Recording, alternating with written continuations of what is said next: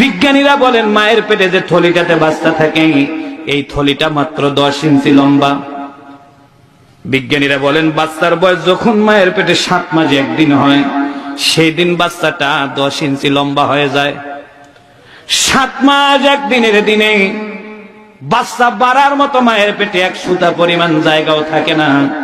7 মাস 1 দিনের দিনে সন্তানের পা নিয়ে সেট করে দেওয়া হয় মায়ের কলিজার নিচে। সৃষ্টিকর্তা কোথায় পাবেন বুঝাচ্ছি, ভালো করে বুঝেন। আমার রংপুরে একজন ডাক্তার ছিল কর্নেল আবু তাহের। উনি যখন এই তত্ত্বের কথা আমাকে বলে মাওলানা 7 মাস 1 দিনের দিনে সন্তানের পা গিয়ে মায়ের কলিজার পিছনে লাগে। আমি গোটাটা জীবন বাইরে থেকেছি। আমি চূড়ান্ত ভাবে আমার মা বাবার প্রতি দুর্বল। যখন উনি আমাকে কথাগুলো বলে আমি কাঁদতেছিলাম আর বলতেছিলাম, স্যার 7 মাস 1 দিনে যদি কলিজার নিচে সন্তানের পা লাগে মায়ের কি কোনো কষ্ট হয় না?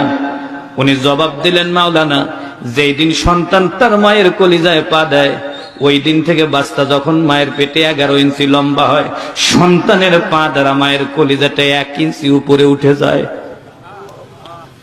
সন্তান যখন 15 ইঞ্চি লম্বা হয় সন্তানের পা দ্বারা মায়ের কলিজাটা 5 ইঞ্চি উপরে উঠে। আমি জিজ্ঞেস করলাম, স্যার সন্তানের পা দিয়ে যদি মায়ের কলিজা 5-6 ইঞ্চি উপরে উঠে কষ্ট হয় না? উনি 5 বারের হাজি। তার আসলে মা বেঁচে ছিল না। উনি কাঁদতেছিল আর বলতেছিল, মাওলানা যেই দিন সন্তান মায়ের কলিজায় পা লাগায় ওই দিন থেকে ভূমিষ্ঠ হওয়ার আগ পর্যন্ত যেই সন্তানটা মায়ের পেটে কম নড়াচড়া করে এইরকম একটা সন্তান তার মায়ের কলিজার মধ্যে লাথি মারে 4500 বার। এইরকম একটি সন্তান তার মায়ের কলিজার মধ্যে লাথি মারে 4500 বার।